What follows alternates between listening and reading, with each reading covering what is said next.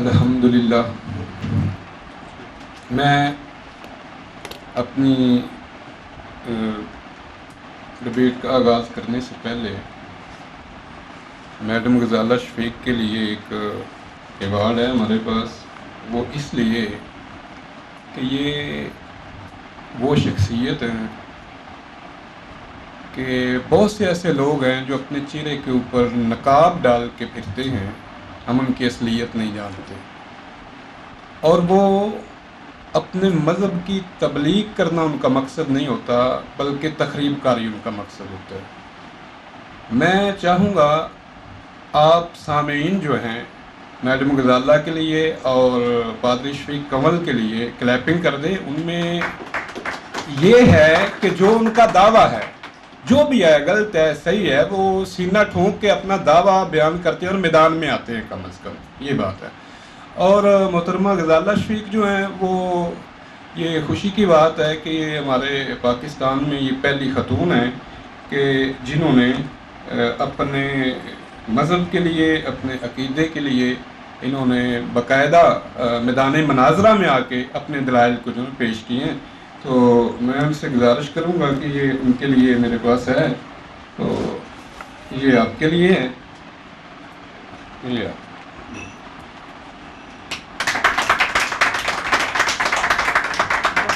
G thank you.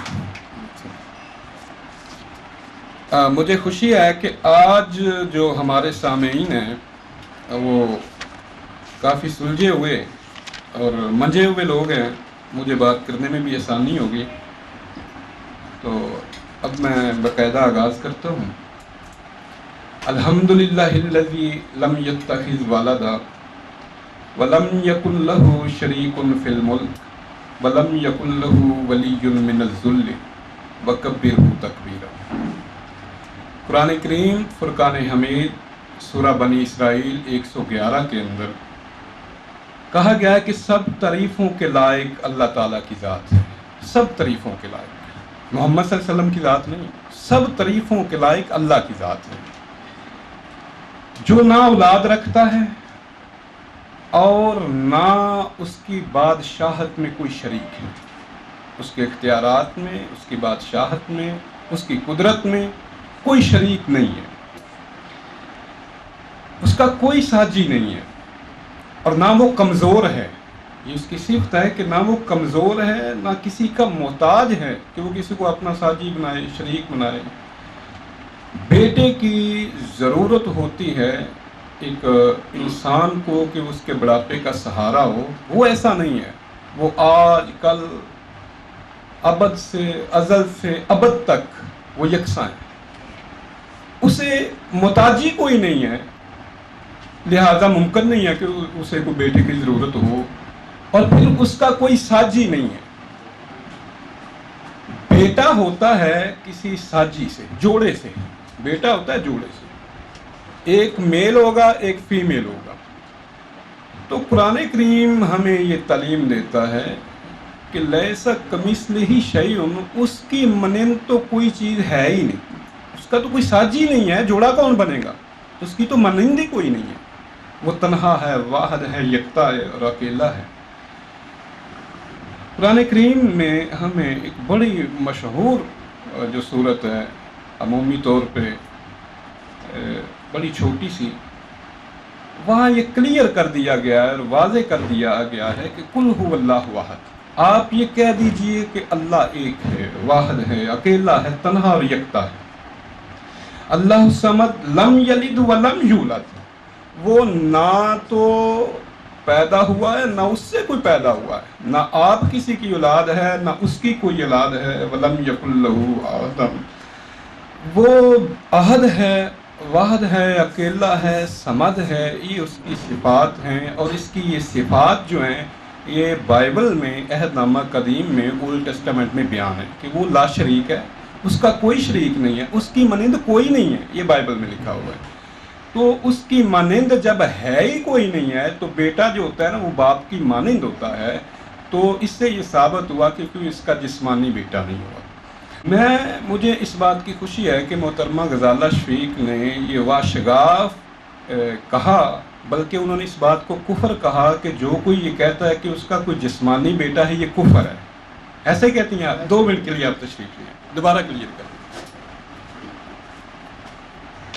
Bible مقدس کی واضح واشگاف الفاظ میں تعلیم ہے کہ خدا کا کوئی جسمانی بیٹا نہیں ہے، یہ اس کا روحانی بیٹا ہے. ریپنگ کرنے کے لیے ہاں جی، اس بات میں ہم دونوں متفق ہو گئے. انہوں نے یہ کہا کہ اس کا کوئی جسمانی بیٹا نہیں. اگر آپ کہیں کہ صرف روحانی بیٹا ہے، مجھے کوئی اعتراض نہیں. اگر آپ کہیں کہ صرف روحانی بیٹا ہے، مگر آپ صرف روحانی بیٹا نہیں کہتے، کچھ غلطیاں ہیں، میں ابھی واضح کروں گا تو وہ کلیئر ہو جائے گا. اگر آپ صرف روحانی بیٹا مانیں گے تو اس کے کچھ لوازمات ہیں، اگر آپ جسمانی بیٹا مانیں گے تو اس کے کچھ لوازمات ہیں. دیکھیں، کہتے ہیں کہ باپ پر پوت پتا پہ گھوڑا، بہت نہیں تو تھوڑا تھوڑا. ایک لاجیکلی بات ہے کہ جو آپ کا بیٹا ہے وہ کہیں نہ کہیں آپ سے ملتا ہوگا، رنگ میں، روپ میں، عادت میں، شکل میں، عقل میں، صورت میں وہ آپ کی مانند ہوگا. ٹھیک ہے نا؟ تو انہوں نے کہا کہ جسمانی بیٹا کوئی نہیں ہے. یہ بڑی اچھی بات ہے اور میں انہیں مبارکباد پیش کرتا ہوں اس کی، مگر معاملہ ایسا نہیں ہے، یہ دھوکہ ہے. حقیقت میں یہ جسمانی ہی مانتے ہیں، کچھ غلطی لگی ہوئی ہے. سورہ کہف قرآن کریم کے اندر اس کی 4-5 آیات کے اندر اللہ تعالیٰ یہ فرماتے ہیں کہ ان لوگوں کو آپ ڈرا دیجئے اور انہیں خبردار کر دیجئے. خدا کے جلال سے انہیں ڈرا دیں، انہیں خبردار کر دیں جو یہ لوگ کہتے ہیں کہ اللہ تعالیٰ کا بیٹا ہے. اللہ نے کوئی بیٹا رکھا ہے، اس کی کوئی اولاد ہے؟ در حقیقت نہ تو انہیں خود علم ہے اس بات کا، نہ ان کے بڑوں کو اس بات کا علم تھا. اور یہ بہت بڑی تہمت ہے، بہتان ہے اس قدوس ذات کے اوپر کہ اس کا کوئی بیٹا ہے یا اس کی کوئی بیوی ہے. یہ ساری ان کے منہ کی بنائی ہوئی باتیں ہیں. ایسا کوئی معاملہ نہیں ہے، ان کے پاس اس کی کوئی دلیل بھی نہیں ہے. یہ قرآن کریم نے سورہ الکہف کے اندر بیان کیا ہے. سورہ مریم کے اندر اللہ تعالیٰ نے فرمایا ہے، 93 سورت ہے، وَقَالُوا اتَّخَذَ الرَّحْمَنُ وَلَدًا لَقَدْ جِئْتُمْ شَيْئًا إِدًّا تَكَادُ السَّمَاوَاتُ يَتَفَطَّرْنَ مِنْهُ وَتَنشَقُّ الْأَرْضُ وَتَخِرُّ الْجِبَالُ هَدًّا أَن دَعَوْا لِلرَّحْمَنِ وَلَدًا وَمَا يَنبَغِي لِلرَّحْمَنِ أَن يَتَّخِذَ وَلَدًا إِن كُلُّ مَن فِي السَّمَاوَاتِ وَالْأَرْضِ إِلَّا آتِ الرَّحْمَنَ عَبْدًا. ان کا یہ کہنا ہے کہ اللہ رحمان نے اولاد اختیار کی ہے. یقیناً یہ بہت بری بات لے کر آئے ہیں اور بھاری چیز لے کر آئے ہیں. قریب ہے کہ اس بات کی وجہ سے جو آسمان ہے پھٹ جائے، زمین شک ہو جائے، پہاڑ بکھر جائیں، یعنی قیامت آ جائے ان کے اس کہنے کی وجہ سے. یہ اتنا بڑا کفر ہے تو اس کو کفر سے توبہ کرنی چاہیے، اس کے انجام سے انہیں بے خبر نہیں رہنا چاہیے. یہ بہت بہت بہت بڑی کفریہ بات ہے. قرآن کریم نے سورہ انبیاء کے اندر 26 کے اندر اللہ تعالیٰ فرماتے ہیں وَقَالُوا اتَّخَذَ الرَّحْمَنُ وَلَدًا سُبْحَانَهُ بَلْ عِبَادٌ مُکْرَمُونَ. یہ جو لوگ کہتے ہیں کہ اللہ تعالیٰ کی اولاد ہے یا اس کا کوئی بیٹا ہے، سبحانہ، وہ قدوس ہے، وہ پاک ہے، اس کی کوئی اولاد نہیں ہے. بل عباد مکرمون، حضرت مسیح ابن مریم تو اس کے بڑے ہی مکرم باعزت انسان ہیں، بندے ہیں اس کے، وہ کوئی خدا کا بیٹا نہیں. اب ہم بات کرتے ہیں کہ کس طرح یسوع مسیح کو خدا کا بیٹا کہتے ہیں. اگر تو کہا جائے روحانی اعتبار سے تو اس میں کوئی فوقیت کی بات نہیں ہے، اور نہ انہیں اکلوتا کہا جا سکتا ہے، خدا کا پہلوٹا بھی نہیں کہا جا سکتا، کیونکہ بائبل کے اندر اسرائیل خدا کا پہلوٹا بیٹا ہے یسوع مسیح سے پہلے. بائبل کے اندر اسرائیل حضرت یعقوب کو جو ہے خدا کا پہلوٹا فرزند کہا گیا. حضرت داؤد کو بائبل کے اندر خدا کا پیارا بیٹا کہا گیا ہے. ٹھیک ہے، تو ایک لائن لگی ہوئی ہے بائبل کے اندر روحانی فرزندوں کی، اس میں تو کوئی اعتراض کی بات ہی نہیں تھی. اب آ گئی بات حضرت مسیح کی. یہ کیسے مانتے ہیں خدا کا بیٹا؟ یہ بات آپ سن لیں کہ حضرت مسیح ابن مریم نے کہیں دعویٰ نہیں کیا کہ میں خدا کا بیٹا ہوں. آپ متی کی انجیل سے لے کے مکاشفہ کی آخری فکرے تک آپ پڑھتے جائیے، کہیں ان کا دعویٰ موجود نہیں ہے کہ میں خدا کا بیٹا ہوں. البتہ دوسروں نے اسے خدا کا بیٹا کہا. اب ایک اور بات بڑی اہم ہے، وہ یہ ہے کہ عہد نامہ جدید کے اندر بھی جب ہم متی کی انجیل پڑھتے ہیں، مرکز کی انجیل پڑھتے ہیں، لوکا کی انجیل پڑھتے ہیں، تو حضرت مسیح ابن مریم کو خدا کا روحانی بیٹا ہی بتایا گیا ہے، اس میں کوئی شک نہیں. مگر جو 100 سال کے بعد یوحنا کی انجیل لکھی جاتی ہے، مونوگنیز کا لفظ یسوع کے لیے صرف یوحنا کی انجیل میں ہے. وہاں جا کے یسوع مسیح کو خدا کا جسمانی بیٹا بنایا جاتا ہے.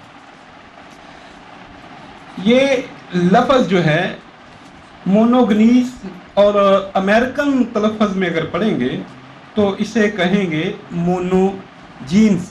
یہ سمجھنا زیادہ آسان ہو جائے گا، بات ایک ہی ہے، تلفظ کا فرق آ جاتا ہے. جینز جو ہے وہ آپ ہر کوئی جانتا ہے، تو اس کا تعلق جو ہے نسل کے ساتھ ہے، ٹھیک ہے، سیمن کے ساتھ ہے، جسمانی ملاپ کے ساتھ ہے. ڈکشنری دیکھ لیجئے، لغت دیکھ لیجئے، مونو جینز جو لفظ ہے، مونو جینز یا مونوگنیز جو ہے، یہ میاں بیوی کے جسمانی تعلق سے پیدا ہونے والے بیٹے کو کہا جاتا ہے.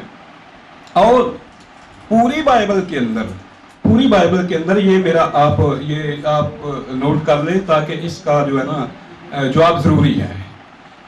پوری بائبل کے اندر ایک مونوجنیز ایسا نہیں ہے جو روحانی بیٹے کے لیے استعمال کیا گیا ہو. مونوجنیز جہاں بھی آئے گا یا مونوگنیز جہاں بھی آئے گا، وہ ہمیشہ ان کے لیے آئے گا جو ماں باپ سے پیدا ہوئے ہیں، جسمانی تعلق سے پیدا ہوئے ہیں. اور جو ہے نا جی یہ روحانی بیٹے کے لیے مونوگنیز کا لفظ ہے ہی نہیں ہے. اس کے لیے جو لفظ ہے وہ خیر اور ہے، اس پہ ابھی ہم بات کرتے ہیں. لوکا میں مونوگنیز کا لفظ 3 بار استعمال ہوا ہے لوکا کی انجیل میں. پہلا موقع ہے 7:12 کے اندر. لوکا 7:12 فکرہ ہے. بیوہ عورت کا بیٹا ہے، اسے مونوگنیز کہا گیا ہے. بیوہ عورت کا جسمانی تعلق سے پیدا ہوا ہے، مونوگنیز، بیوہ عورت کا بیٹا. دوسری مرتبہ لوکا 8:42 کے اندر جو ہے عبادت خانے کے سردار کی جو بیٹی ہے اسے مونوگنیز کہا گیا ہے. دیکھیں یہ بھی جسمانی تعلق کو واضح کر رہی ہے.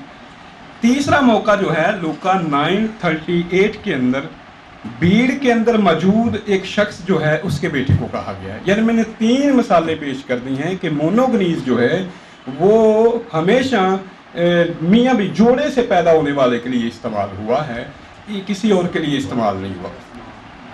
جب ہم آتے ہیں یوحنا کی انجیل میں، اور یہ میں نے پہلے بھی آپ کو بتایا کہ متی، مرکز، لوکا، یوحنا، انہوں نے یسوع مسیح کے لیے مونوگنیز کا لفظ استعمال نہیں کیا، یہ بعد کا اضافہ کیا گیا ہے. انہوں نے جو لفظ استعمال کیا ہے وہ ابھی میں آپ کو بتاتا ہوں. بیٹا انہوں نے بھی کہا ہے، مگر جو انہوں نے بیٹے کا لفظ استعمال کیا ہے وہ روحانی کے معنی میں بھی استعمال ہو جاتا ہے، جسمانی کے معنی میں بھی استعمال، وہ روحانی کے لیے مستعمل ہے. مگر یہ مونوگنیز ہے، یہ تو روحانی کے لیے استعمال ہی نہیں ہوتا سرے سے. اچھا، یہ کل 9 مرتبہ استعمال ہوا ہے مونوگنیز کا جو لفظ ہے. تو یہ یوحنا کی انجیل میں 1:14 کے اندر، یوحنا 1:18 کے اندر، یوحنا کے خط میں 4:9 کے اندر، یوحنا 3:18 کے اندر، یوحنا 3:16 کے اندر، اور عبرانیوں میں 11:17 کے اندر مونوگنیز کا لفظ استعمال ہوا ہے. وہ حضرت اسحاق کے لیے استعمال ہوا ہے. تو ظاہر سی بات ہے کہ حضرت اسحاق ابراہیم علیہ السلام اور سارہ کے بیٹے تھے، یعنی جوڑے سے پیدا ہوئے تھے. تو پوری بائبل میں ایک بھی جگہ پہ مونوگنیز بطور روحانی معنوں میں استعمال نہیں ہوا. جہاں بھی استعمال ہوا ہے وہ میاں بیوی کے ریلیشن سے پیدا ہونے والے کے لیے استعمال ہوا ہے. ہر کوئی جانتا ہے کہ جینز جو ہے یہ سیمن سے ماخوذ ہے، مراد ہے تخم، نسل، نطفہ. پوری بائبل میں بار بار استعمال ہوا ہے، تو ہمیشہ ان کے لیے استعمال ہوا ہے جو میاں بیوی سے پیدا ہو گئی.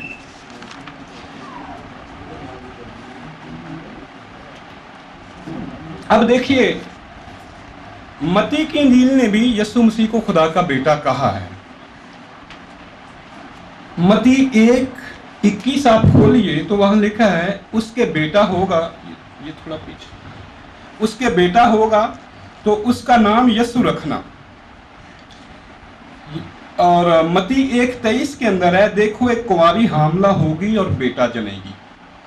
یہاں یونانی زبان کا لفظ جو ہے وہ استعمال ہوا ہے ہیون، میں نے شاید صحیح بولا، ہیون جو ہے جی ہویاس، جی یہ لائن شکریہ.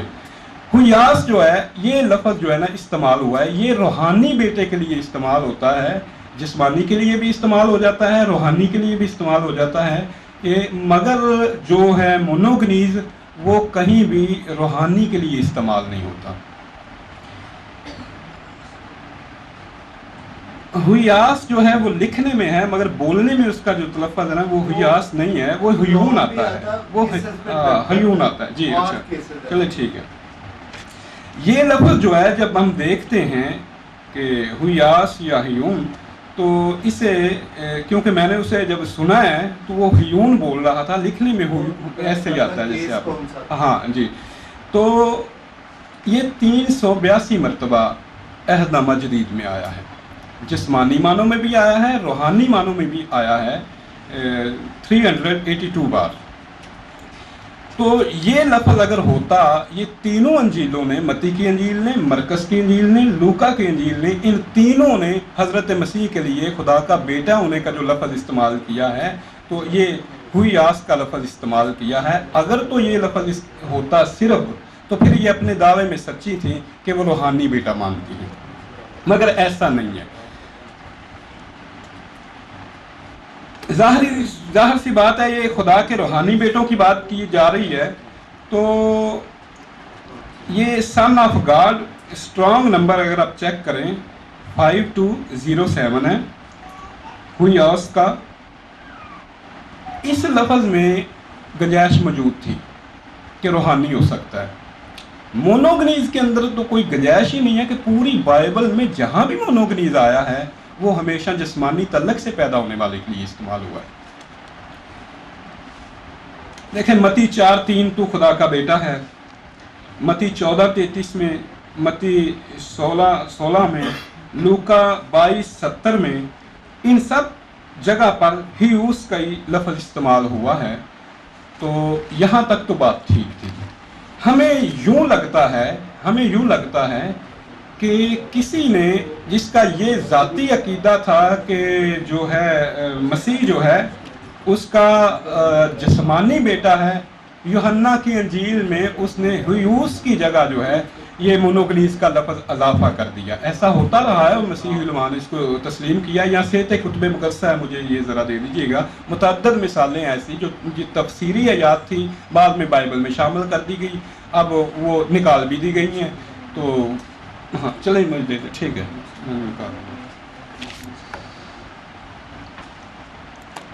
تو اس کے لیے جو بائبل نے جو لفظ استعمال کیا مونوگنیز کا، اس کا اسٹرانگ نمبر ہے 3439. تو مونوگنیز بھی جہاں استعمال ہوا ہے وہ صرف جوڑے کے لیے استعمال ہوا ہے، روحانی کے لیے کہیں ایک بھی بائبل میں مثال پیش نہیں کی جا سکتی. یہ میں بار بار دہرا رہا ہوں تاکہ اسے آپ نظر انداز نہ کریں.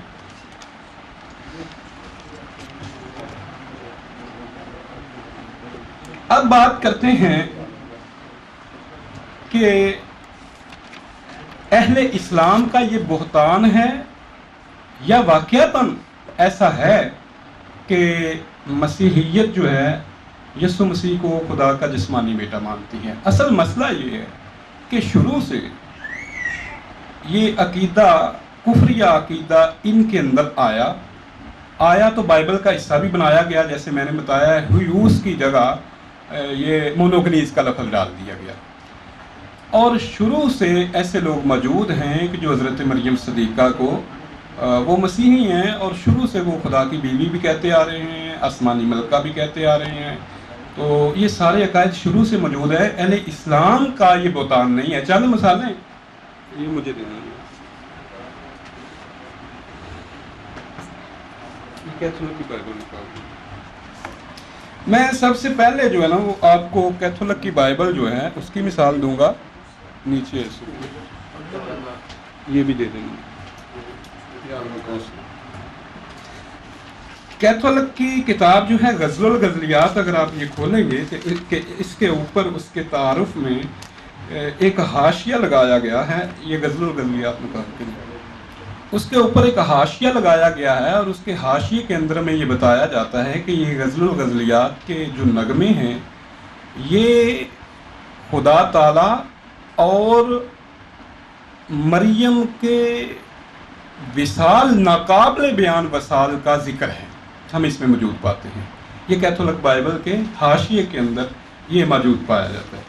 اچھا، اب یہ عقیدہ آیا کہاں سے؟ یہ عالمی کونسل میں کتاب ہے، فادر نتھانیل برنارڈ، اور یہ اس کو چھاپا ہے، اس کتاب کو ہمارے ادھر مریدکے میں مکتبہ عناوین، پاکستان کا ایک نامور مکتبہ ہے جنہوں نے تالمود کے بھی کچھ نمونے جو ہیں وہ شائع کیے ہیں. تو مکتبہ عناوین نے اسے شائع کیا ہے عالمی کونسل کے نام سے. انہوں نے ایک کونسل، نکایا کونسل کی 381 عیسوی میں بیان کی ہے، اور اس کے اندر یہ بیان کرتے ہیں کہ یہ جو عقیدہ تھا، یہ عقیدہ سب سے پہلے جو تھا انہوں نے ان کا عقیدہ جو تھا یہ سب سے پہلے یہ تھے، میں آپ کو ادھر سے پڑھ کے سناؤں ذرا.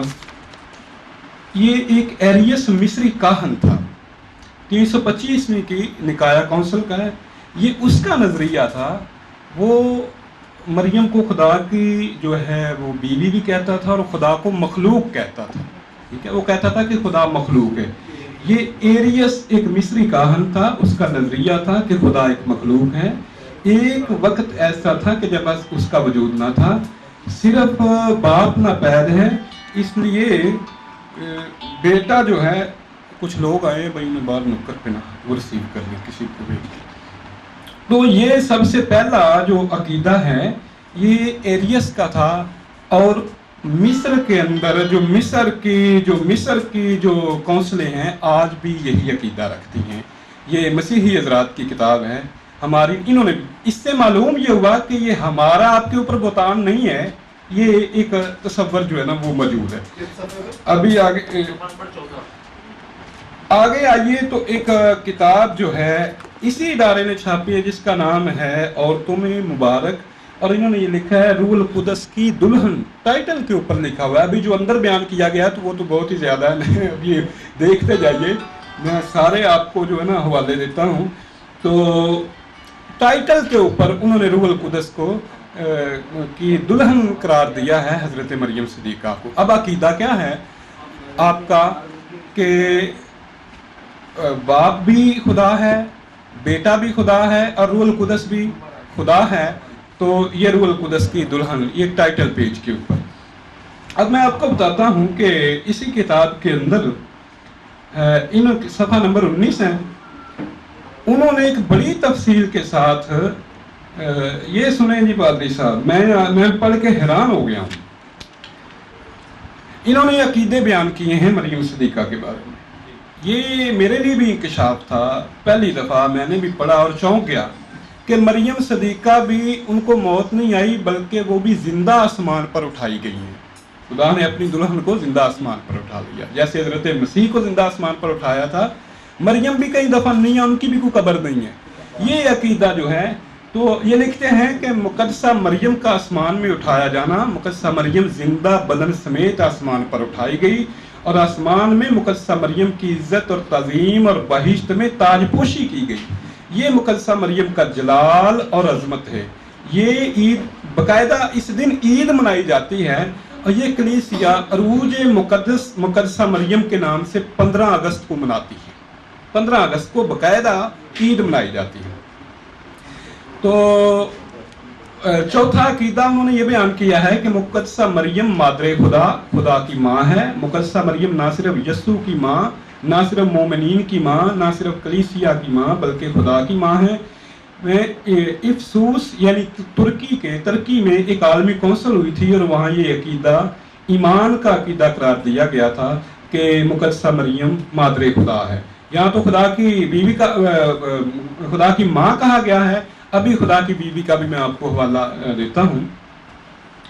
रूहुल कुदस की दुल्हन, उन्होंने एक बाब कायम किया है, इसका सफ़ा नंबर 80 है, सफ़ा नंबर 80।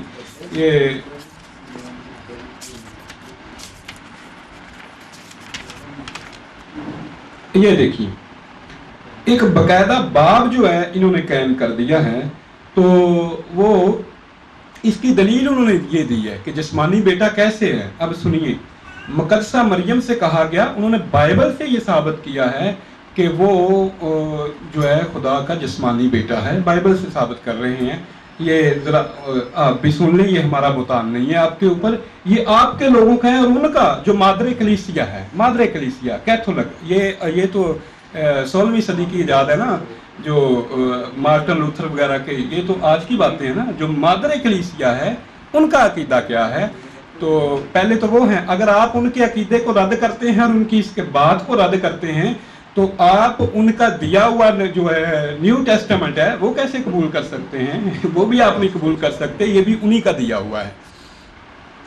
तो इन्होंने ये एक बाब नंबर 3 कायम करके रूहुल कुदस की दुल्हन बकायदा लिख के, और वो लिखते हैं, दलील क्या देते हैं, मुक़द्दसा मरियम से कहा गया रूहुल कुदस तुझ पर नाज़िल होगा और हक ताला की कुदरत तुझ पर साया डालेगी, जबकि लूका 1:35। जबकि रसूलों से कहा गया लेकिन जब रूहुल कुदस तुम पर नाज़िल होगा तो तुम कुव्वत पाओगे और यरूशलेम और सारे यहूदिया और सामरिया में बल्कि ज़मीन की इंतहा तक मेरे गवाह होंगे। ये नकल करके और आगे चल के ये कहते हैं कि मुआशरत, सकाफत, मज़हब, हर लिहाज से यीशु मसीह ने क्यों दावा नहीं किया। वो कहते हैं कि बाइबल के अंदर यीशु ने दावा नहीं किया कि मैं खुदा का बेटा हूँ। उसकी वजह ये बयान करते हैं, कहते हैं उसकी वजह इन्होंने बयान की है, ये बयान करते हैं कि मुआशरत, सकाफत, मज़हब, हर लिहाज से बेइज्जती, बदनामी और बिलाखिर उसे संसार करने और सजाए मौत का फतवा उसके ऊपर लग जाता। तो इन सारी बातों की वजह से वो खामोश रहे और उन्होंने ये ऐसा दावा नहीं किया, वरना वो खुदा के बेटे हैं। तो ये भी वजह इन्होंने भी बयान किया कि इस वजह से उन्होंने नहीं कहा था। देखें, जो खुदा होता है ना, वो किसी के हाथों कत्ल नहीं होता, वो मजबूर नहीं होता, वो खालिक होता है, मखलूक उसको मार नहीं सकती। हिजकिय्याल के अंदर तो ये कहा गया है कि क्या तू अपने कातल के हाथों में ये कहेगा कि मैं इलाह हूँ, यानी जो कत्ल हो जाता है वो इलाह नहीं होता। तो खुदा की तो मुबर्रा है और मुक़द्दस है और कुदूस है, उसके जलाल की किताब नहीं ला सकता। ये वजह बयान करना, ये तो बड़ी मज़हिका खेज़ वजह है कि इस वजह से उसने दावा नहीं किया कि लोग उसको कत्ल कर देंगे फतवा लगा के। ये कोई मकबूल बात नहीं है। ये तीसरी किताब है उन्हीं की, इसका नाम है उम्मतों की माँ, और ये लिखी है फादर सदीक पतरस साहब ने, नहीं ये मतरजम है उनके। तो ये फादर सदीक पतरस साहब, तो ये उनकी कावश है। तो उन्होंने इस किताब के अंदर यहाँ वाज़ेह तौर पे इकरार है, खुदा की दुल्हन 65 है सफ़ा।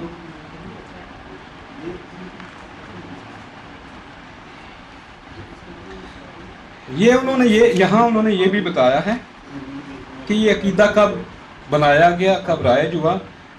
हवाले काफ़ी हैं इसके, मैं थोड़ा तफसीलन तो नहीं करूँगा, मेरा वक्त कितना हुआ?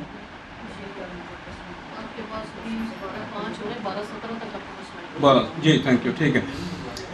अबाए कलीसिया इब्तदाई चंद सदियों में तजस्सुम के मंजर या बेस से नशोनुमा पाने वाली नई हवा, इन्हें नई हवा करार दिया गया है कि इलाहियात में ज़ौजियत के ख्यालात और नज़रियात को शामिल नहीं किया गया था। इब्तदाई चंद एक मुसन्निफीन ने कोशिश की है कि इस मजहबी अकीदा और नज़रिया की इब्तदा का सराग लगाया जाए और इस लिहाज से इसे कलीसिया के इब्तदाई अदवार में आबाए कलीसिया से मंसूब किया गया है और यहाँ तक तहकीक की है।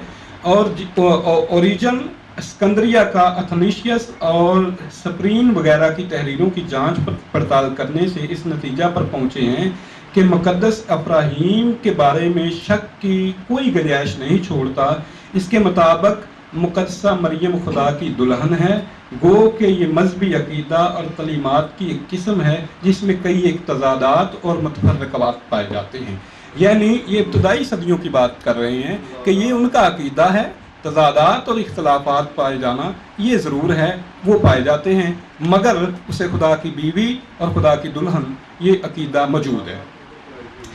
آگے وہ لکھتے ہیں کہ یونانی آباء کلیسیا نمبر 4 پہ وہ لکھتے ہیں کہ مقدسہ مریم کے لیے خدا کی دلہن کا لقب استعمال کرنے والوں میں سے ایک مقدس جرمانس از قسطنطنیہ ہے۔ یہ ہے وہ شخص جس نے یسوع کو مریم کو خدا کی بیوی کہا اور خدا کی دلہن کہا۔ اسی طرح دمشق کا مقدس جان اپنی تحریروں میں مقدسہ مریم کو خدا باپ کی دلہن لکھتا ہے۔ وہ کہتا ہے کہ یہ مناسب تھا کہ وہ دلہن جس کو باپ نے اپنے لیے مخصوص کیا وہ الہی وانوں میں قیام پذیر ہو۔ قدیم ترین مخصوص حوالہ جو ہمیں مقدسہ مریم کے خدا کی بیوی اور خدا کی دلہن کے بارے میں ملتا ہے وہ یونانی ادب اور تحریروں میں ایک واضح ہے۔ آگے انہوں نے لاطینی آباء کلیسیا کا بیان کیا ہے اور 8ویں صدی کے اندر انہوں نے اس کی متعدد مثالیں دی ہیں کہ یہ عقیدہ اپنے زور و شور کے ساتھ موجود ہے کہ خدا کی بیوی اور خدا کی دلہن کا۔ تو آگے چل کے وہ لکھتے ہیں کہ خدا کی دلہن اور روح القدس کی دلہن کا نظریہ اور تصور عام ملتا ہے، اور اس کے ساتھ اس بات پر زور دیا گیا ہے کہ مسیح کی دلہن کا لقب کلیسیا کے لیے مخصوص ہونا چاہیے۔ یہ ایک الگ ٹرم ہے، وہ ایک الگ ٹرم ہے، دونوں کو الگ الگ انہوں نے یہ بیان کیا۔ اچھا، خدا کا مسیح کے طور پہ نوٹ کر رہے ہیں، ایک اور حوالہ سن لیں، ایک اور حوالہ سن لیں، اتنی جلدی نہ کریں ابھی۔ یہ ہے صفحہ نمبر 78۔ یہاں انہوں نے جسمانی تعلق بیان کیا ہے خدا اور مریم کا، دونوں کا جسمانی تعلق بیان کیا ہے، اور انہوں نے کہا ہے کہ گرامر کے لحاظ سے فعل سایہ ڈالنا جو کہ روح کے عمل کو ظاہر کرنے کے لیے استعمال ہوا ہے، اس کا تعلق حمل سے ہے، جیسے کہ اس کا استعمال پرانے عہد نامہ میں خدا کی موجودگی سے لیا گیا۔ یہ بڑی کام کی بات ہے، سنیے گا، انہوں نے وہ لفظ بھی بتا دیا ہے۔ سامی زبان میں پائے جانے والے اس لفظ کے برابر عبرانی زبان میں سالل اور ارامی زبان میں تالل یہ لفظ ہے۔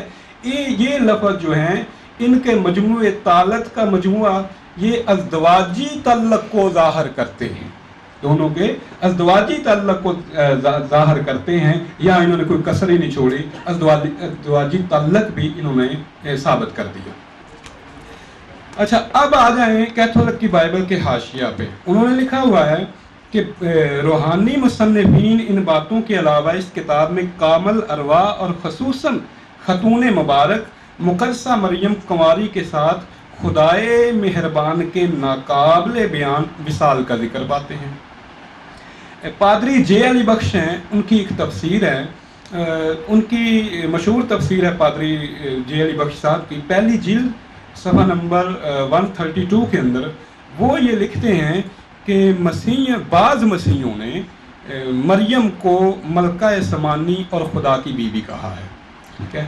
تو یہ کہنا کہ یہ مسلمانوں نے آپ پہ بہتان لگایا ہے، یہ تو سرے سے اسلام سے پہلے، محمد رسول اللہ صلی اللہ علیہ وسلم کی رسالت سے پہلے آپ کی یہ مادر کلیسیا میں یہ عقیدہ پایا جاتا ہے، آج بھی پایا جاتا ہے۔ وہ خدا کی دلہن اور بیوی بنا رہے ہیں، اس کی محبوبہ بنا رہے ہیں، اور اسے زمین سے اٹھا کے آسمان پہ لے جانا تک جو ہے نا وہ سارا ثابت ہے، اس کی عیدیں بھی منا رہے ہیں۔ اب ایک بات ہے، لاجیکلی بات میں کروں گا، ایک منطقی بات کروں گا، وہ یہ ہے، یہ پکڑ لیں بھائی، وہ یہ ہے کہ اگر ہم مانیں روحانی بیٹے اور جسمانی بیٹے میں آپ یہ فرق تھوڑا سا سمجھ لیں۔ روحانی بیٹا یسوع مسیح نے خود بیان کر دیا ہے پہاڑی باز کے اندر کہ وہ جو نیک ہوں گے، جو خدا کی مرضی کے اوپر چلتے ہیں، جو بدی سے دور ہیں، جو شیطانی کاموں سے دور ہیں، وہ خدا کے بیٹے ہیں، ٹھیک ہے؟ یہ ہوا روحانی بیٹا۔ جو جسمانی بیٹا ہوتا ہے، جسمانی بیٹا جو ہوتا ہے اس کے لیے ضروری ہے، ایک تو مونوگنیز کا لفظ موجود ہے، ایک اگر آپ جسمانی بیٹا مانتے ہیں تو پھر آپ کو بیٹا انسان ہے، تو یہ منطقی سی بات ہے کہ جب ہم یسوع کو خدا کا بیٹا مانیں گے تو ہمیں یہ ماننا پڑے گا کہ یہ جو ہے وہ خدا کا بیٹا ہے، جسمانی ماننا پڑے گا، روحانی مان کے ہم یسوع کو خدا نہیں بنا سکتے۔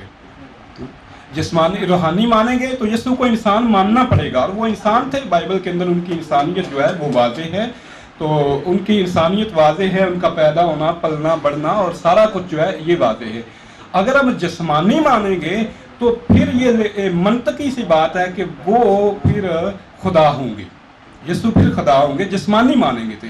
جسمانیت کا انکار کر کے آپ یسوع کو خدا نہیں منوا سکتی ہیں، کیونکہ پھر وہ ابن مریم ہوں گے۔ ہاں جی، اگر آپ کہیں کہ یسوع خدا کا جسمانی بیٹا ہے تو پھر تو ٹھیک ہے، پھر آپ اسے خدا کہیے، پھر تو ایک بات بنتی ہے۔ آپ کہیں کہ وہ خدا کا جسمانی بیٹا نہیں ہے، صرف روحانی بیٹا ہے، ہاں جی، تو پھر آپ اسے خدا کا وارث بھی بنا دیں، آپ اسے قادر مطلق بھی بنا دیں، ساری کی ساری صفات خدا والی اس میں ڈال دیں، یہ ممکن نہیں ہے۔ اب آپ لوگ جو ہیں، میں کہتا ہوں کہ کیتھولک والے جو ہیں وہ جرت کرتے ہیں اور سرعام جو ہے وہ یہ بیان کرتے ہیں کہ مریم خدا کی بیوی ہے اور یسوع جسمانی تعلق سے پیدا ہوا ہے۔ آپ لوگ منافقت کرتے ہیں، معذرت کے ساتھ برا نہ منائیے گا، کہتے آپ بھی وہی ہیں، چہرے پہ ایک نقاب چڑھا کے کہتے ہیں کیا آپ یسوع کی دوہری شخصیت مانتے ہیں؟ دوہری شخصیت، کامل انسان، کامل خدا۔ کیسے کامل انسان؟ کامل انسانیت کہاں سے آئی؟ مریم کی طرف سے۔ الوہیت کہاں سے آئی؟ خدا کی طرف سے۔ جب دونوں کا ملاپ ہوگا، خدا کا اور مریم کا ملاپ ہوا، تو ایک تیسری چیز نے جنم لیا جو کامل خدا بھی تھا، جو کامل انسان بھی تھا۔ یہ ہے اس کا اصل فلسفہ، جس کو یہ دھوکہ دینے کے لیے بیان نہیں کرتے۔ بیان کیوں نہیں کرتے؟ اس لیے نہیں بیان کرتے کہ اگر یہ بیان کریں گے تو یہ تو بچہ بھی آپ کے دلائل کو رد کر دے گا کہ یسوع کیسے الہ ہو سکتا ہے، خدا ہو سکتا ہے، وہ پیدا ہوا، پلا بڑا، پرورش پائی، وہ کھاتا پیتا تھا، اسے آپ نے صلیب پہ لٹکا دیا، وہ کیسے معبود ہو سکتا تھا؟ اس اعتراض سے بچنے کے لیے آپ اس حقیقت کو واضح بیان نہیں کرتے۔ اور یہ بات اظہر من الشمس ہے۔ میں ایک مثال، دنیاوی مثال آپ کو دیتا ہوں، مثال کے طور پہ ایک گھوڑا ہے اور ایک گدھا ہے۔ گھوڑے کے اندر بھاگنے کی خاصیت ہے، وہ بہت تیز بھاگتا ہے، تو اس کے اندر وزن زیادہ اٹھانے کی جو صلاحیت نہیں ہے۔ وہ بھاگنے کی صلاحیت اس میں موجود ہے کہ بھاگ وہ بہت سکتا ہے، مگر وزن زیادہ نہیں اٹھا سکتا، اس کی ایک لمٹ ہے۔ ایک گدھا ہے، گدھے کے اندر زیادہ بھاگنے کی جو ہے نا وہ خاصیت نہیں ہے، مگر وہ وزن جو ہے وہ بہت زیادہ اٹھا سکتا ہے۔ اب انہوں نے کیا کیا؟ کنٹراسٹ کیا، کنٹراسٹ کر کے گدھے اور یہ گھوڑے کا کنٹراسٹ کر کے ایک تیسری چیز کو جنم دیا، اس کا نام ہے خچر۔ ٹھیک ہے، اس کی ہو گئی، خچر کی ہو گئی دوہری شخصیت۔ ایک اسے ماں کی طرف سے ملی، دوسری اسے ملی باپ کی طرف سے، وہ ایک تیسری چیز نے جنم لیا، وہ ہوا خچر۔ اسے کہتے ہیں دوہری شخصیت۔ اب جب آپ دوہری شخصیت کا عقیدہ رکھتے ہیں تو جسمانیت کا انکار نہیں آپ کر سکتے، یا دوہری شخصیت کا انکار کر دیں یا جسمانیت کا انکار کر دیں۔ آپ کا یہ عقیدہ بین ہے، آپ کا یہ عقیدہ واضح ہے کہ یسوع کامل خدا تھا، یسوع کامل انسان تھا۔ انسانیت کہاں سے آئی؟ مریم کی طرف سے۔ اور جو ہے الوہیت کہاں سے آئی؟ وہ خدا کی طرف سے۔ جب خدا کا اور مریم کا دونوں کا وصال ہوا تو ایک تیسری چیز نے جنم لیا، وہ کیا تھا؟ وہ کامل خدا بھی تھا اور وہ کامل انسان بھی تھا۔ اور یہ آپ کی مادر کلیسیا تسلیم کر رہی ہے کہ یسوع جو ہے وہ خدا کا جسمانی بیٹا ہے، مریم جو ہے وہ اس کی بیوی ہے، وہ آسمانی دلہن ہے۔ یہ تو سارا کچھ آپ میں موجود ہے۔ اہل اسلام کا جو ہے یہ آپ کے اوپر کوئی بہتان یا الزام جو ہے وہ ہرگز نہیں ہے۔ تو بائبل کے حوالے سے بھی میں بیان کیا ہے کہ مونوگنیز جو ہے وہ جسمانی تعلق کے سوا کسی کو ظاہر نہیں کرتا، اور مونوگنیز یسوع کے لیے صرف یوحنا کی انجیل نے استعمال کیا ہے، یہ بعد میں کسی کا اضافہ ہے۔ یہ بعد کے اضافے ہوتے رہے ہیں۔ مثال کے طور پہ ایک بات انہوں نے کی تھی تثلیث کے حوالے سے، خیر ابھی میں سوالوں کا جواب نہیں دے رہا، چلے میں ایک مثال آپ کو دینے لگا ہوں کہ یہ انجیلوں کے اندر اپنے من چاہے جملے داخل کرتے رہے ہیں، اس کا اقرار خود موجود ہے۔ یہ میں نہیں کہتا، یہ پادری برکت اللہ ہیں، ان کی کتاب صحت کتب مقدسہ ہے، یہ اقرار موجود ہے، اور وہ لکھتے ہیں کہ باپ، بیٹا اور روح القدس یہ قدیم نسخوں میں موجود نہیں تھے، کسی نے تفسیر کے طور پہ حاشیے پہ اس کو لکھا تھا، بعد میں آنے والوں نے سمجھا کہ وہ چاہتے تھے کہ یہ عقیدہ جو ہے یہ بائبل کے اندر شامل ہو جائے، انہوں نے متن کے اندر داخل کر دیا ہاں جی۔ تو یہ آج بھی بعد میں جب تحقیق ہوئی، قدیم نسخوں کو دیکھا گیا تو اس کو خارج کر دیا گیا۔ یہ 191 ہے سیتھے کتب مقدسہ کا۔ ہمیں یہ بھی مثال مل گئی کہ یہ من چاہے جملے اپنی بائبل میں شامل کرتے رہے۔ میرا وقت ختم ہو گیا ہے، تو باقی میں آئندہ بیان کروں گا۔ بہت شکریہ۔